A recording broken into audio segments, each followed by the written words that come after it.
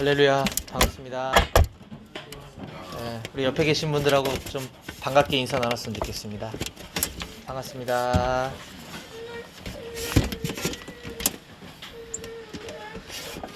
오늘 BTC 훈련 개원 예배가 있는 날입니다. 오늘 그래서 조금 빨리 진행을 해야 될 것 같은데요. 우리 오늘 다 같이 나눌 하나님의 말씀은 히브리서 9장 1절부터 5절까지 말씀만 함께 보도록 하겠습니다.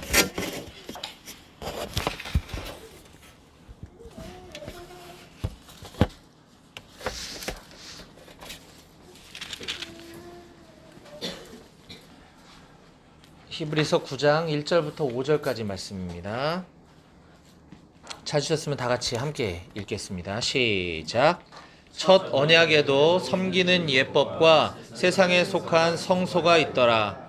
예비한 첫 장막이 있고 그 안에 등잔대와 상과 진설병이 있으니 이는 성소라 일컫고 또 둘째 휘장 뒤에 있는 장막을 지성소라 일컫나니 금향로와 사면을 금으로 싼 언약궤가 있고 그 안에 만나를 담은 금항아리와 아론의 쌍난 지팡이와 언약의 돌판들이 있고 그 위에 속죄소를 덮는 영광의 그룹들이 있으니 이것들에 관하여는 이제 낱낱이 말할 수 없노라. 아멘. 오늘 말씀을 위해서 기도하겠습니다. 하나님 아버지, 오늘 토요일 주말 이 이른 아침에 우리 사랑하는 동역자들을 한자리에 불러주시고 함께 주님을 예배하고 찬양하고 기도하고 말씀 들을 수 있도록 허락해 주신 은혜에 감사합니다. 아버지, 이 시간 하나님께서 우리 공동체 안에 또 우리 각 사람 안에 말씀하시는 음성을 듣는 귀한 시간 되게 도와주시고 우리의 몸과 우리의 눈과 우리의 귀를 열어주셔서 하나님께서 우리에게 밝히 보여주시는 그 말씀을 깨달아 알고 우리 삶 가운데 적용하고 또 우리가 주님을 깊이 묵상하는 그런 시간 될 수 있도록 도와주시옵소서. 오늘 새벽기도 이후에 있을 모든 사역의 일정 가운데 하나님께서 함께해 주실 것을 믿사오며 감사드리고 예수님의 이름으로 기도했습니다. 아멘. 우리가 지금 순장 모임에서도 히브리서가 이미 공부가 끝났고 지금 우리가 큐티 하고 있는 본문이 히브리서 말씀인데요. 우리가 아는 것처럼 히브리서의 저자는 지금 박해와 고난 가운데 있는 유대인들, 그 박해로 인해서 믿음이 흔들리고 있고 예수님을 믿고 있다가 다시 유대교로 돌아가려고 하는, 기독교 신앙을 버리려고 하는 그 유대인들을 대상으로 기록한 서신서의 특징을 가지고 있습니다. 그래서 히브리서에서는 시종일관 계속해서 예수님이 누구신지에 대해서 말씀을 하고 있습니다. 그것도 아주 반복적으로 그리고 아주 자세하게 이야기하고 있습니다. 그래서 전반부 우리 히브리서 8장까지 오기 그 앞부분을 보게 되면 유대인들이 모두 다 아는 전통에 따라 선지자들과 예수님을 비교하고 있고요. 그 다음에 천사들과 예수님을 비교하고 있고, 그리고 유대인들이라면 누구나가 다 존경하고 있는 모세와 예수님에 대해서 모세와 예수님을 비교하면서 그 무엇보다도 그 누구보다도 더 뛰어나신 분이 예수님이심을 강조하고 있습니다. 그리고 이게 히브리서 이제 4장 14절 앞부분까지가 이제 그런 내용들이고요. 4장 14절부터 쭉 지금까지 우리 오늘 본문인 9장을 넘어서 이제 10장까지는 이 예수님에 대해서 설명하려고 할 때 대제사장으로서의 예수님에 대해서 굉장히 긴 본문을 할애하여 설명하고 있습니다. 그래서 히브리서 4장 14절을 보면 우리가 가지고 있는 성경책의 그 소단락으로 큰 대제사장이신 예수라고 하는 제목으로부터 시작을 하게 됩니다. 그래서 5장에 넘어가면 5장에서도 계속 1절에 대제사장마다 사람 한가운데서 택한 자이므로, 그리고 5절에 그리스도께서 대제사장 되심도, 또 6절에 멜기세덱의 반차를 따르는 제사장이라 하셨으니 라고 하면서 대제사장에 대한 부분을 이제 언급을 하기 시작을 하고, 또 이 7장에 가서는 이 멜기세덱이라고 하는 사람에 대해서 자세하게 설명을 하고 있습니다. 그리고 8장에 가서 역시 새 언약의 대제사장으로서의 예수님에 대해서 계속 이야기가 전개되고 있습니다. 이것처럼 계속 반복적으로 대제사장이신 예수님에 대해서 히브리서 기자는 계속해서 반복하면서 논리를 전개하고 있는데, 오늘 이 9장에 가서 이 대제사장에 대한 설명을 하다가 보니까 이제 이 성막에 대한 부분에 대한 이야기를 연결해서 이야기를 이제 꺼낼 수밖에 없게 됩니다. 아무래도 대제사장과 가장 관련 있는 부분이 이제 성막이기 때문에 그랬을 것으로 보이는데요. 그래서 9장 1절은 이 새 언약이신 예수님, 또 이 새 언약의 대제사장이신 예수님에 대해서 이야기를 8장에 연결해서 8장을 받아서 9장 1절이 이렇게 시작을 합니다. 첫 언약에도 섬기는 예법과 세상에 속한 성소가 있더라. 첫 언약, 즉 옛 언약에도 섬기는 예법이 있었다라고 지금 이야기를 시작하고 있는데, 여기서 섬기는 예법이란 제사에 대한 규례를 이야기하는 것입니다. 그리고 세상에 속한 성소가 있었다고 얘기하는데, 이거는 말 그대로 이 지금 현재 이스라엘에 있는 이 세상, 여기 이 땅 가운데 있는 이 성소들이 있었다고 하는 그 평범한 말이기도 하지만, 이것은 이제 뒤에 히브리서 저자가 설명할 이 세상에 있는 성소와 반대되는, 대비되는 하늘에 있는 성소에 대한 것을 이 대조해서 비교해서 논리를 전개시키기 위한 복선임을 우리가 알 수 있습니다. 9장 11절에 보게 되면은 그 부분에 대해서 이제 언급을 시작을 하게 됩니다. 그리스도께서는 장래에 좋은 일의 대제사장으로 오사 손으로 짓지 아니한 것, 곧 이 창조에 속하지 아니한 더 크고 온전한 장막으로 말미암아 염소와 송아지의 피로 하지 아니하고 오직 자기의 피로 영원한 속죄를 이루사 단번에 성소에 들어가셨느니라. 즉 더 크고 온전한 장막이 있다라고 얘기하는 것을 1절과 대비시켜서 설명을 하고 있습니다. 그래서 당시 유대인들이라면 누구나 다 알고 있었던 그 성소와 지성소에 대해서 지금 히브리서 9장 2절부터 5절까지에는 성소와 지성물에 이러한 기물들이 있었다라고 압축해서 요약을 해주고 있습니다. 2절입니다. 예비한 첫 장막이 있고 그 안에 등잔대와 상과 진설병이 있으니 이는 성소라 일컫고, 즉 성소 안에 지금 등잔대와 상과 진설병이 있었다고 얘기하고 있고요. 또 둘째 휘장 뒤에 있는 장막을 지성소라 일컫나니 그 지성소 안에는 금향로와 사면을 금으로 싼 언약궤가 있고 그 안에 그 언약궤 안에 만나를 담은 금항아리와 아론의 쌍난 지팡이와 언약의 돌판들이 있고, 또 그 위에 그 언약궤 위에 속죄소를 덮는 영광의 그룹들이 있으니 라고 하면서 이 성소와 지성소 그리고 그 안에 있는 기물들에 대해서 멋이 있었다라고 이 당시 유대인들이 다 아는 이야기들을 지금 하고 있습니다. 우선 성막에 대해서 이제 간단하게 보면 지금 여기는 바로 성소부터 시작을 하고 있는데, 성소까지 나아가기 전에 있던 곳을 뭐라 그러죠? 성막 안에 들어가서 성소까지 가기 전에 거기를 이방인의 뜰이라 그러죠. 이방인의 뜰에는 뭐가 있었나요? 번제단이 있었죠. 다른 말로 놋제단이라고도 하고 그냥 제단이라고도 합니다. 거기서 짐승을 잡고 각을 두고 하는 곳이죠. 그 다음에 그 번제단 옆에는 손을 씻는 놋대야가 있었습니다. 다른 말로 물두멍이라고도 하고 바다라고도 이야기하죠. 그래서 첫 번째 장막은 성막 안에 들어가는 것을 이야기하고, 그 다음에 이제 그 성소 안에 들어가면 여러 가지 기물들이 나오는데 등잔대와 떡상과 진설병이 있었다고 지금 이야기를 합니다. 그리고 나서 이제 두 번째 휘장을 열고 들어가면 9장 3절에서 언급된 것처럼 둘째 휘장을 열고 들어가면 그 뒤에 지성소가 있었는데, 그 지성소 안에는 우리가 아는 것처럼 아주 심플합니다. 지성소 안에는 언약궤가 있었죠. 언약궤 안에는 무엇이 있습니까? 세 가지가 있다 그러죠. 네, 만나를 담은 금항아리, 그리고 아론의 쌍난 지팡이, 그리고 언약의 돌판들이 있었다라고 이야기합니다. 그 언약궤 다른 말로 법궤라고도 하죠. 그 언약궤 위에는 뭐가 있죠? 속죄소. 속죄소라고 하는 것이 언약궤 뚜껑입니다. 쉽게 말하면 언약궤 뚜껑을 속죄소라고 합니다.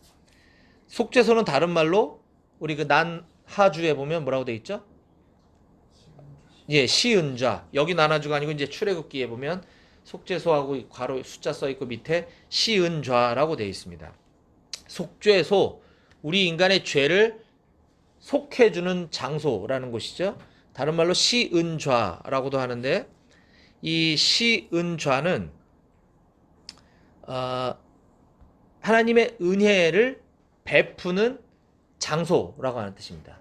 속죄소와 같은 말이죠. 시은좌, 베풀시, 은혜은, 자리, 좌자를 쓰고 있는 것이죠. 그리고 그 시은좌, 그 속죄소, 법궤 뚜껑 위에는 영광의 그룹들이, 천사의 모양을 한 영광의 그룹들이 있었다, 이렇게 얘기하고 있습니다. 그리고 이제 5절 마지막에 이것들에 대해서는 지금 다 아는 얘기고, 그다음에 내가 지금 이걸 얘기하려고 하는 게 아니기 때문에 낱낱이 더 이상 설명할 수가 없다라고 지금 얘기하고 있습니다. 저도 지금 오늘 이 성막에 대한 이야기를 하고자 하는 것이 아니기 때문에 이걸 다 다룰 수는 없지만, 오늘 히브리서의 주제인 예수님, 그 중에서도 예수님의 여러 가지 그 속성 중에서도 대제사장이신 예수님에 대해서 중요한 가르침을 주고 있는 딱 두 가지에 대해서 오늘 좀 말씀을 나누려고 합니다. 하나는 금향로이고 하나는 방금 얘기했던 그 속죄소입니다. 첫째, 금향로에 대해서 좀 이야기하려고 하는데요. 이 금향로는 분향단, 우리 아까 제단이 있었고 분향단이 따로 있습니다. 제단은 이방인의 뜰에서 짐승을 잡는 곳이 이제 제단이고요. 번제단, 제단이고, 이 분향단이라고 하는 곳은 그 출애굽기 30장에 보면 이제 분향단은 어떤 모양으로 만들어라라고 이제 자세히 이야기하고 있는데, 그 분향단 위에 그 분향로가 올려져 있습니다. 그래서 거기에서 이제 연기를 피우게 되는 곳인데요. 그 향을 피우는 곳인데, 이 분향단, 분향하는 제단, 향을 이제 가지고 와서 거기다가 향을 나눈다는 뜻이죠. 향을 나누는 그 단이 있고 그 위에 있는 향로, 뭐 항아리든지 뭐 접시든지 그런 모양을 한 것이 있겠죠. 그 이제 금으로 만들어진 향로가 있었다라는 것인데, 이 분향단과 금향로의 위치는 원래 어디에 있어야 될까요? 어디 있는 거였죠, 이게? 출애굽기 30장을 한번 보겠습니다. 네. 출애굽기 30장 1절입니다.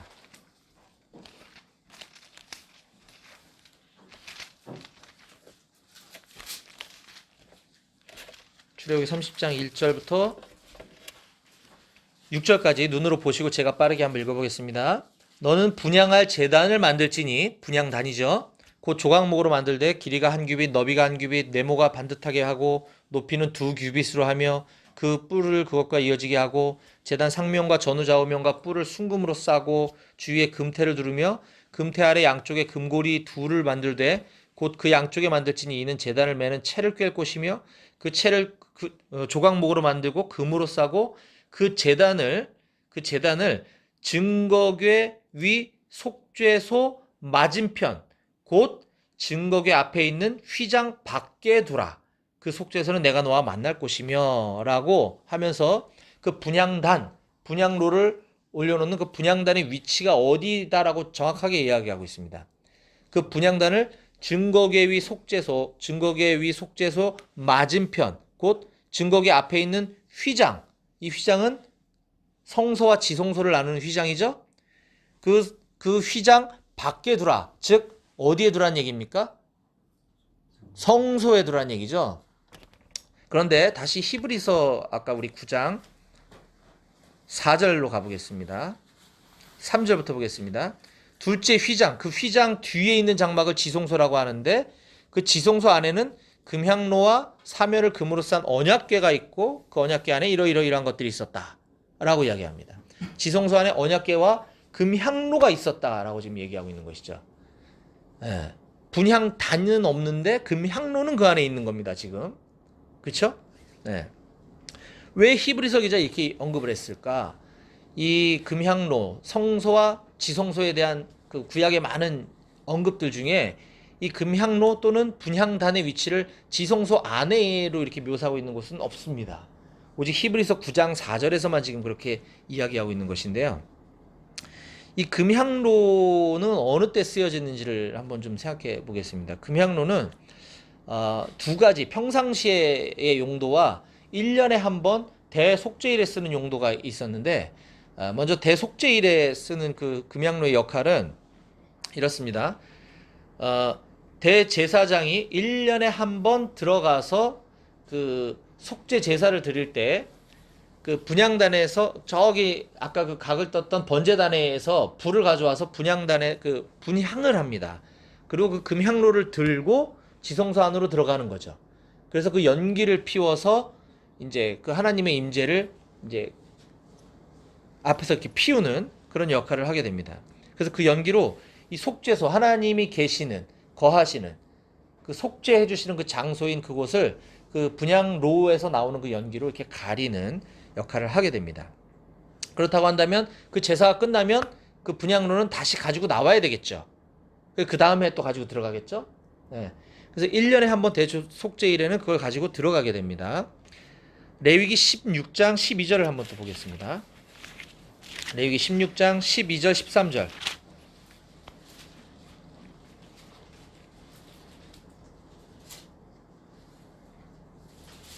레위기 16장 12절. 향로를 가져다가, 지금 이 향로가 그 향로거든요.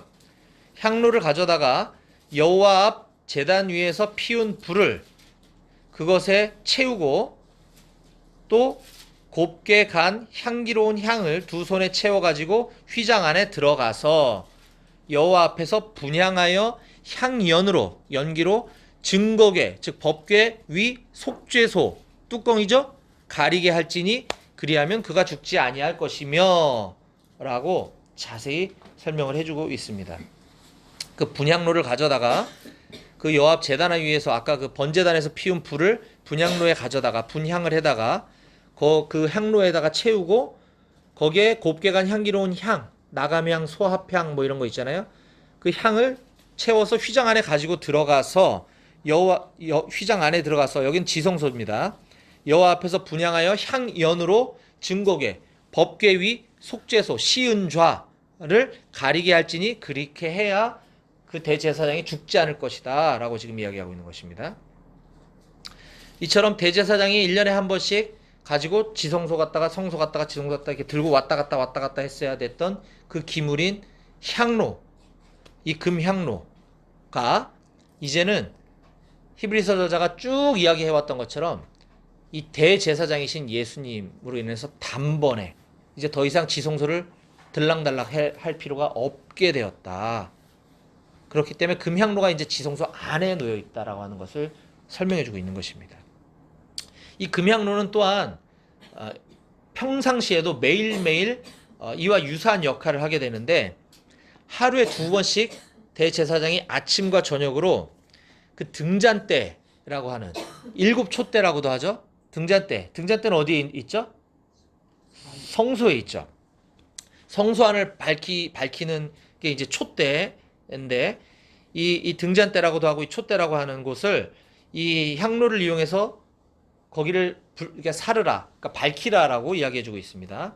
요거는 출애굽기 30장 7절 8절입니다. 출애굽기 30장 7절.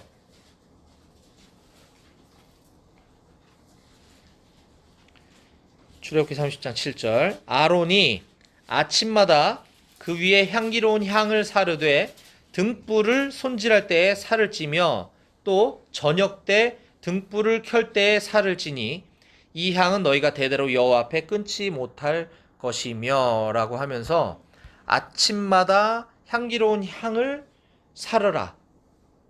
이 분향로를 가지고 이제 그 촛대에 불을 피울 때 거기다 향을 이렇게 올리라는 얘기거든요.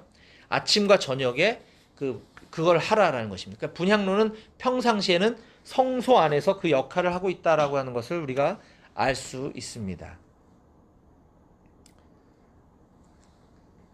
자, 이 금향로, 이 금향로는 신약성경에서는 신약성경과 시편에서는 성도들의 기도를 의미하는 것이라고 우리에게 풀이해주고 있습니다. 우리 누가복음 1장 8절 이하를 제가 그냥 보면요, 읽어드리면요. 마침 사가랴가 그 반열의 차례대로 하나님 앞에서, 사가랴 제사장이죠. 하나님 앞에서 제사장의 직무를 행할 때 제사장의 전례를 따라 제비를 뽑아 주의 성전에 들어가 분향하고, 제사장 사가랴는 주의 성전에 들어가 분향하고 모든 백성은 그 분향하는 시간에 밖에서 기도하더니 라고 이야기하고 있고요. 또 시편 141편 2절에 보면 다윗의 시인데요. 나의 기도가 주의 앞에 분향함과 같이 되며 나의 손드는 것이 저녁 제사같이 되게 하소서라고 하면서 나의 기도가 주의 앞에 분향함과 같이 되게 해달라라는 이야기를 합니다. 또한 계시록에 의하면 장차 우리에게 나타날 영원한 지성소의 모습을 이렇게 언급하고 있습니다. 이건 한번 찾아볼게요. 계시록 5장 7절. 계시록 5장 7절 8절입니다.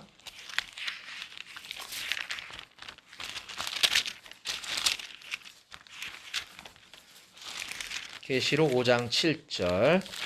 그 어린 양이 나와서 보좌에 앉으신 이의 오른손에서 두루마리를 취하시니라. 그 두루마리를 취하심에 네 생물과 24장로들이 그 어린 양 앞에 엎드려 각각 검은고와 향이 가득한 금대접을 가졌으니 이 향은 성도의 기도드리라 라고 이야기하고 있습니다.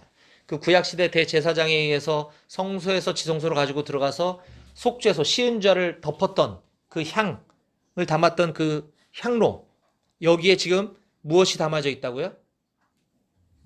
성도들의 기도가 담아져 있다라고 하는 것입니다. 그래서 그 연기, 금향로에서 나오는 그 연기는 바로 우리들의 기도다라고 하는 것입니다.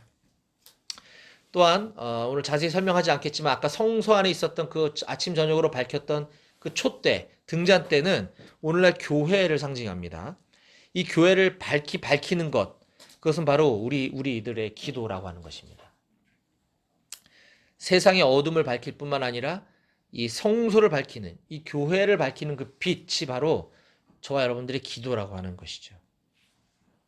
즉 오늘 히브리서 9장 4절의 기록에서 성소에 있던 금향로의 모습이 지성소 안으로 옮겨진 것은 영원한 대제사장이 되신 우리 예수님, 이제 예수님이 영원한 우리의 대제사장이 되어주셨다는 것을 의미하는 것임과 동시에 또한 우리의 기도가 이제 하나님 아버지 계신 그 지성소 안에서 우리의 기도가 영원한 그 향연이 되어 예수 그리스도를 통하여 이제 예수님의 그 중보 사역으로 인해서 우리의 기도가 하나님 앞에 바로 상달될 수 있게 되었다라고 하는 것입니다. 이게 금향로의 위치가 옮겨진 거에 대한 이야기고요. 금향로에 담고 있는 그 연기, 향연에 대한 부분에 대한 설명이었습니다. 그리고 간단하게 이제 두 번째 속죄소에 대해서만 짧게 좀 살펴보면 다 우리가 아는 것처럼 아까 그 속죄소를 덮는 영광의 그룹들이 있다 그랬습니다. 이 속죄소는 시은좌라고 얘기했죠. 은혜를 베푸는 자리, 우리의 죄를 속하여 주는 장소라고 하는 뜻인데 그거는 성막 안에 어떤 장소를 의미하는 것이 아니라 법궤 위엔 뚜껑을 말하는 것이다 라고 얘기했습니다. 그 뚜껑 위에는 천사, 영광의 그룹이라고 하는 천사가 날개를 하고 있는 모습이 서로 마주보고 있다고 이야기했죠. 히브리서 9장 7절에 이렇게 언급하고 있습니다. 오직 둘째 장막은 대제사장이 홀로 1년에 한 번 들어가되 자기와 백성의 허물을 위하여 드리는 피 없이는 아니하나니. 당연히 우리는 피 없이는 아니한다는 말은 너무 잘 알고 있습니다. 근데 이 피가 성소 안에 있는 아까 그 제단, 이방인의 뜰에 있었던 그 제단에서 짐승을 잡았으니까 당연히 피 흘렸겠지. 짐승을 잡아서 태워서 제사를 드렸으니까 당연히 피는 흘렸을 거야 라고 생각할 수 있는데, 그렇게 생각하기 쉬운데 사실 이 대제사장은 아까 금향로뿐만 아니라 그 짐승의 피를 지성소 안에까지 가지고 들어가야만 했었습니다. 그래야 그 법궤 위에 있는 속죄소에 피를 뿌릴 수 있었던 거죠. 그 장면에 대해서 레위기 16장은 아주 자세히 설명해주고 있습니다. 레위기 16장 14절 15절인데요. 레위기 16장 14절 15절. 그는 또 수송아지의 피를 가져다가 손으로 속죄소 동쪽에 뿌리고 또 손가락으로 그 피를 속죄소 앞에 7번 뿌릴 것이며 또 백성을 위한 속죄제 염소를 잡아 그 피를 가지고 휘장 안에 들어가서 그 수송아지 피로 행함같이 그 피로 행하여 속죄소 위와 속죄소 앞에 뿌릴지니 라고 이야기하고 있습니다. 네. 수송아지의 피를 가져다가 대제사장은 속죄소, 즉 법궤 뚜껑에 동쪽에도 뿌리고 그 앞에도 뿌리고 그 위에도 뿌리고 그 앞에도 뿌리라라고 이야기하고 있는 것입니다. 즉 그 법궤는 피로 얼룩져 있을 수밖에 없었던 것 같습니다. 피 흘림이 없이는 죄사함이 없느니라. 근데 이제 우리 예수님께서 친히 당신이 스스로가 희생 제물이 되어 주셔서 그 십자가에 흘리신 그 피를 가지신 채로 지성소 안으로 이제 들어가 주신 것이죠. 그래서 우리는 그걸 계속 이제 할 필요가 없게 된 것입니다. 히브리서 기자는 바로 이 9장 말씀을 통해서 그 성막과 지성소 얘기를 하고 있는 것은 바로 그 스스로 피 흘리셔서 희생 제물이 되어 주신 그 예수 그리스도가 지성소 안에 들어가 계시다라고 하는 것과 그 금향로가 이제 성소 안에서 지성소로 옮겨지게 된 것에 대한 의미를 그냥 이렇게 묘사하는 것으로 이야기해 주고 있는 것입니다. 오늘 말씀을 이제 정리해 보겠습니다. 구약 시대에 지성소가 아니라 성소 안에 있었던 기물이었던 금향로가 이제 지성소 안으로 들어가게 되었습니다. 이것은 이제 우리의 속죄 제사가 매번 있을 때마다 대제사장이라고 하는 그 누군가에 의해서 계속 옮겨져야 하는 것이 아니라 이제 영원한 대제사장 되신 예수님께서 영원한 우리 하나님 아버지가 계시는 그 지성소 안으로 옮겨주셨다. 그래서 이제는 매번 그렇게 우리가 할 필요가 없게 되었다라고 하는 것입니다. 그리고 이 금향로를 통해서 올려드리는 그 향연, 그 연기는 하나님을 기쁘시게 해드리는 것인데 그건 바로 우리의 기도라 그랬습니다. 성소에서 하루에 2번씩 그 촛대를 밝혔던 그 등잔을 밝혔던 그 불에 그 향을 갖다가 했던 것처럼 우리도 날마다 이 기도의 향연을 아버지 앞에 올려드리는 저와 여러분들이 되었으면 좋겠습니다.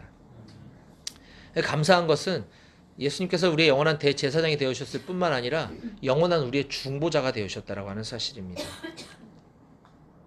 그리고 매번 짐승을 잡아서 피를 그 법궤 그 시은좌 위에 뿌렸어야만 했었었는데 이제 예수 그리스도의 피 흘리심으로 말미암아 더 이상 우리가 그렇게 하지 않아도 되게 되었다라고 하는 것을 우리가 이 머리로 잘 알고 있었던 이 지식적인 것에서 이제 우리의 마음으로 우리 가슴으로 좀 가져오는 그런 시간이 되었으면 좋겠습니다. 그래서 오늘 이 시간 우리가 이 십자가에서 피 흘리셔서 희생 제물이 되어지고 이제 단번에 지성소 안으로 들어가셔서 우리가 이제 앞으로 그렇게 하지 않아도 되게 만들어 주신 그 예수님을 우리가 좀 깊이 묵상하는 기도를 좀 드렸으면 좋겠습니다.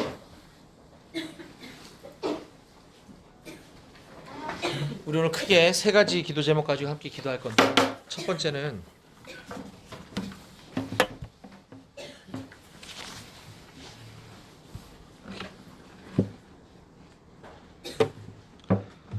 우리의 영원한 중보자 되어신 예수님을 좀 생각하면서 우리의 기도가 연기되어 우리 중보자이신 예수님과 우리의 아버지 하나님 앞으로 상달되게 될 것이라고 하는 믿음을 가지고 함께 좀 기도했으면 좋겠는데 지금 이 땅 가운데 왕이고 제사장으로 살아가는 우리들 역시 마찬가지로 그 역할을 감당해야 될 줄로 믿습니다.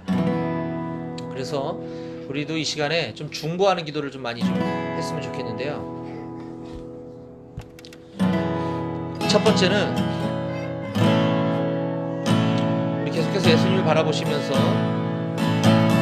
우리 공동체 안에 훈련생 지체들 위해서 좀 함께 기도했으면 좋겠습니다. 지난주에 우리 전도폭발 훈련 개원 예배가 시작되었고 오늘은 BTC 훈련이 이제 곧 있으면 시작을 하게 됩니다.